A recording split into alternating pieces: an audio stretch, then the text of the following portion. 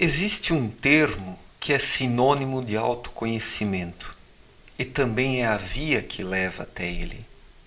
Esse termo é descobrir-se, né? A palavra descobrir-se vem de descobrir, de descobrimento, ou seja, alguma coisa que está coberta por algo e assim não consegue se mostrar da forma como é. E assim é o ser humano hoje. Ele está coberto por muitas coisas que não tem nada a ver com o seu eu, ou soterrando, ofuscando, impedindo a sua manifestação. Então, se as pessoas não conseguem se conhecer, se elas não têm contato com o seu verdadeiro eu, é porque estão cobertas por muitas coisas. Vamos pensar uma árvore. Ela pode ser coberta por uma trepadeira e essa inclusive pode matar a árvore. Chega uma hora que ela não consegue mais captar a luz solar e a trepadeira ela suga toda a força da árvore e ela acaba morrendo. O ser humano é a mesma coisa, existem muitas trepadeiras hoje impedindo o ser humano de ter contato com a luz espiritual. Mas onde está o problema? Onde está esse encobrimento que não permite ao ser humano ser ele próprio? Qual é a origem desse mal? O que afasta o ser humano dele próprio? Essas são perguntas que surgem, e as pessoas têm dificuldades para respondê-las. Mas vamos pensar um pouco sobre isso. O grande mal do ser humano, na verdade, está em sua mente. É por causa de uma mente hiperdesenvolvida que o ser humano não consegue mais ouvir o seu íntimo. Quando eu falo uma mente hiperdesenvolvida, eu não estou dizendo no sentido de uma mente aprimorada, de uma mente eficaz, mas de uma mente que se colocou acima da posição que deveria ocupar, de uma mente que foi além daquilo que lhe caberia originariamente. Porque o espírito ele é pronto, como disse Cristo, é o núcleo do ser humano, mas existe alguma coisa aí no meio do caminho que está impedindo a manifestação do espírito. Ou meio que no final do caminho praticamente, que é a mente humana. Ela está abarrotada com tantas coisas, conceitos errados, noções equivocadas, que o indivíduo ele não consegue mais ouvir o que existe dentro dele. Abdrushim, em sua obra Na Luz da Verdade, ele descreveu isso de forma muito exata. O ser humano ele tem o seu espírito, que é o núcleo, ele tem a alma, que é formada por diversos invólucros. Depois o ser humano tem o cerebelo, ou o cérebro reptiliano, que alguns chamam, eu prefiro o termo cerebelo, que é um cérebro menor que fica na parte posterior aqui da cabeça, e existe o cérebro frontal, onde está o raciocínio. Então o que acontece? O espírito ele se manifesta intuitivamente aqui na região do plexo solar. Só que a manifestação do espírito ela não se dá por meio de palavras, se dá por meio de sentimentos intuitivos, não os sentimentalismos, as paixões, as depravações, mas os sentimentos intuitivos. Isso gera impressões no ser humano aqui na região do plexo solar. Então cabe ao cerebelo, ou isso que denominam de cérebro reptiliano, fazer uma primeira adaptação disso, para que depois esse fluxo possa seguir adiante até o cérebro frontal, onde surgem as palavras e onde se torna possível a comunicação. Mas o problema é que esse cérebro frontal ele se desenvolveu de tal forma, ele se fortaleceu acima daquilo que deveria ser, que ele acaba sufocando todo esse movimento. espiritual, que parte do espírito, atravessa a alma, chega até o cerebelo. Assim que a coisa chega no cerebelo, ela praticamente não vai adiante na sua originalidade, na sua essência, porque o cérebro frontal, abarrotado de coisas erradas, ele acaba suplantando esse fluxo espiritual. Então o que acontece? Tudo que surge do espírito humano de forma simples e singela, porque o espírito ele é muito simples, não confundamos isso com mediocridade e algo simplório. Quando eu falo de algo simples, me refiro a algo direto e objetivo. Mas o cérebro frontal, envaidecido com os seus conceitos, abarrotado com tantas concepções erradas, acaba suplantando isso. Porque as pessoas elas vivem no piloto automático hoje.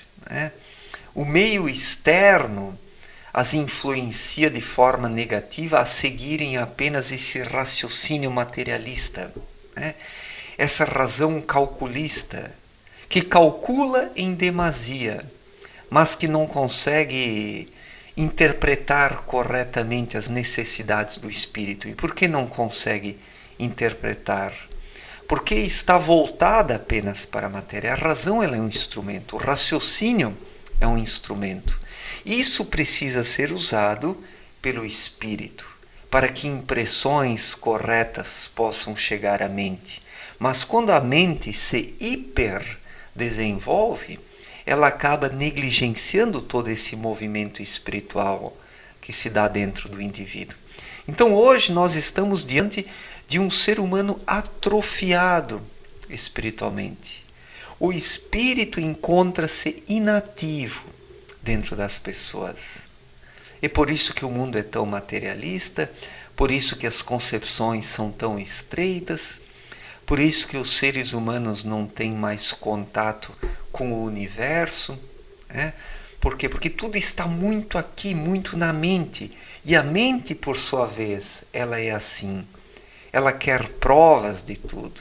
Ela é bitolada, ela é restrita, ela é reducionista, ela enxerga tudo sob a ótica do bem e do mal, mas um bem e mal artificial, arquitetado pela própria razão, dentro da sua limitação, porque a razão ela é limitadíssima, ela é um instrumento, ela não capta nada.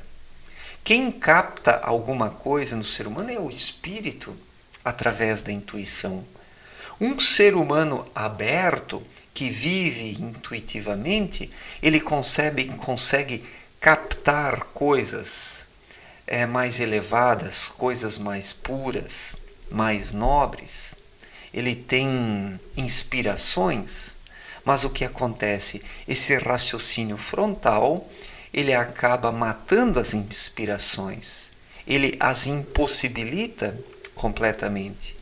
Então estamos diante de um ser humano que é um zumbi, que vive apenas racionalmente, não consegue ouvir a sua intuição, tem sim sentimentalismos dentro de si, paixões, vícios, pendências, apegos, mas isso não tem nada a ver com a intuição. Então muitos racionalistas até se deixam levar vez ou outra por sentimentos, por alguns sentimentos degradados, acabam se desiludindo e daí dizem, não, é preciso ser racional, puramente racional. Não devemos ser intuitivos. Mas por quê? Porque essas pessoas confundem os sentimentalismos com a intuição. A intuição é coisa completamente diferente, não tem nada a ver com os sentimentalismos. Então, esse é o problema. Estamos diante de um ser humano que atua no piloto automático, apenas com o cérebro frontal. E esse cérebro frontal ele é programado pelo meio externo, pela cultura, pela política, pela vida econômica, pelos hábitos sedimentados e enrijecidos. E quão mais fortalecido se torna esse cérebro frontal, mais fraco fica o espírito dentro do ser humano, porque esse cérebro frontal, né, ou o raciocínio, né, é apenas um instrumento que comunica a vontade do espírito, mas dependendo o nível de hipertrofiamento que o cérebro frontal chega, ele acaba recusando completamente o que vem do espírito, recusa os sentimentos intuitivos. Então é o que nós podemos observar hoje. Se as pessoas não têm mais vida dentro de si, é porque esse cérebro frontal vem sufocando tudo. E é por isso que eu disse no começo do vídeo que o termo descobrir-se é sinônimo de autoconhecimento, porque o ser humano hoje ele está coberto por várias camadas de concepções erradas, que foram concebidas por esse cérebro frontal, materialista, reducionista, medíocre, simplório, bitolado, e as pessoas não conseguem sair desse encapsulamento. As pessoas estão encapsuladas e precisam descobrir-se, precisam retirar todas essas camadas de vícios mentais que hoje encobrem o ser humano, o impossibilitando de se conhecer. Quando nós estamos cobertos por coisas erradas, nós não teremos conexão com o nosso íntimo, não teremos como ouvi-lo.